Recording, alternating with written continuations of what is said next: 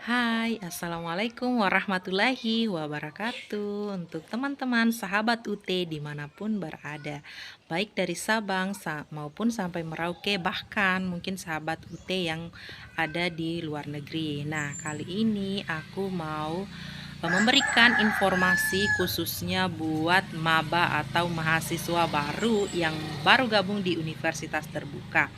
Nah, pertama-tama aku mau ucapkan selamat bergabung ya buat para maba yang mungkin akhir tahun ini, lebih tepatnya yang akan terdaftar di 2024 ini, yang di tahun depan itu. Selamat ya, selamat bergabung. Nah, banyak sekali mahasiswa baru atau mahasiswi yang kebingungan kalau misalkan dia sudah dapat NIM, kemudian sudah registrasi mata kuliah, bahkan bahan ajar cetaknya sudah ada di tangan, dia bingung dia itu mau apa lagi selanjutnya.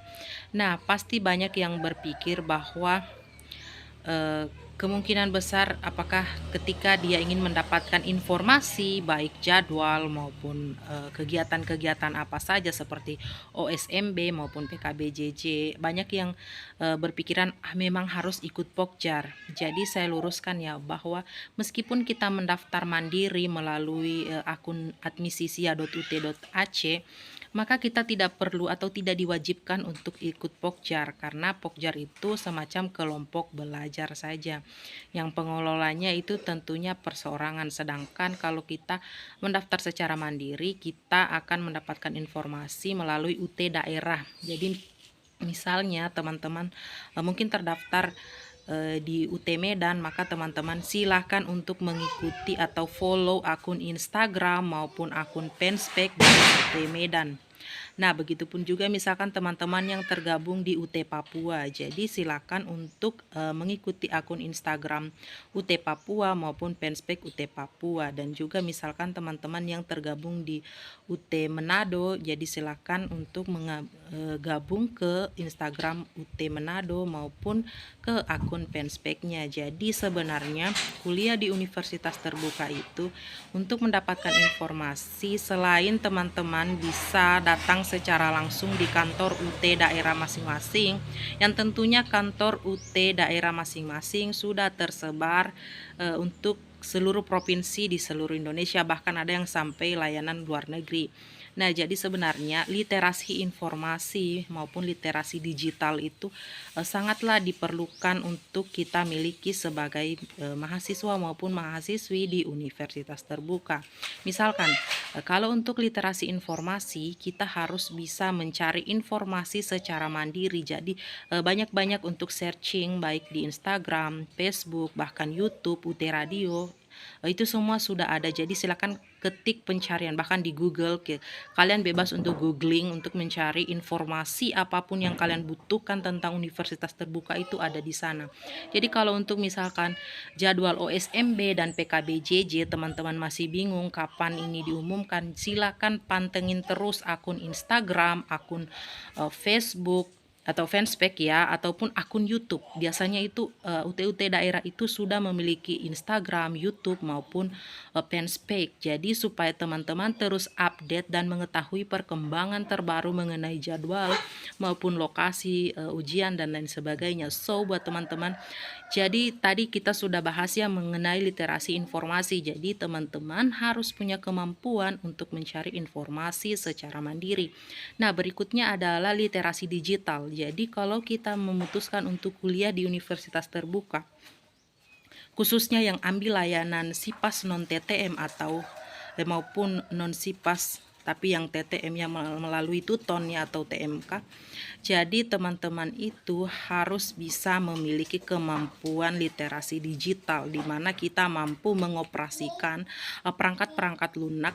Jadi maksudnya perangkat lunak di sini tidak semerta-merta, tidak mesti dan tidak harus teman-teman bisa menggunakan laptop.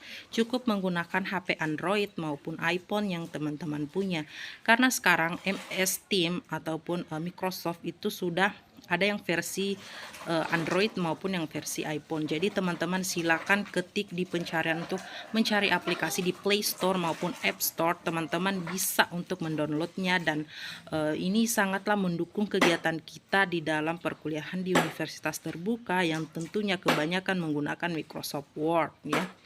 Jadi selain itu kita juga harus mendownload untuk foto scan ya, seperti Cam Scanner dan banyak sekali aplikasi lain untuk foto scan ya, karena kemungkinan besar ketika kita mengerjakan tugas yang memakai tulis tangan, kita bisa memfotonya atau foto scan melalui handphone saja dan mengunggahnya dalam bentuk PDF. Jadi sebenarnya teman-teman harus punya kemampuan itu ya.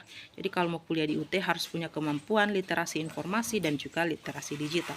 Jadi sudah jelas ya, kalau kalian sudah dapat modul atau bahan ajar versi cetak yang sudah ada di tangan, silakan untuk mempelajari modul tersebut untuk persiapan tuton. Adapun jadwal tuton itu silakan kalian baca di kalender akademik yang sudah dibagikan. Kalau masih bingung dengan cara membaca kalender akademik, kalian harus memahaminya atau membacanya secara teliti dan melihat seperti apa. Kemudian kalau masih bingung, silakan searching di Google atau di YouTube. Banyak sekali tutorial-tutorial dari teman-teman yang mungkin punya channel YouTube yang membuat video pembahasan secara detail mengenai cara membaca kalender akademik ya. Jadi kalau teman-teman nanti masih kebingungan, silakan tunggu saja jadwal yang akan diberikan oleh UT daerah kalian masing-masing yang biasanya akan diposting di akun Instagram maupun Penspek. So buat kalian yang masih bingung ataupun masih ingin bertanya perihal masalah apa saja di perkuliahan yang di UT, silakan teman-teman tuliskan di kolom komentar. Nanti aku akan coba jawab atas pertanyaan-pertanyaan kalian, dan juga jangan lupa untuk tinggalkan like ya, lalu kemudian subscribe, karena subscribe itu gratis ya. Tolong bantu channel saya untuk terus berkembang supaya saya terus semangat dalam memberikan informasi dan membuat video-video menarik yang membahas semua tentang perkuliahan di universitas terbuka. Oke, terima kasih banyak ya sudah menonton sampai selesai. Wassalamualaikum warahmatullahi wabarakatuh. Salam Universitas Terbuka.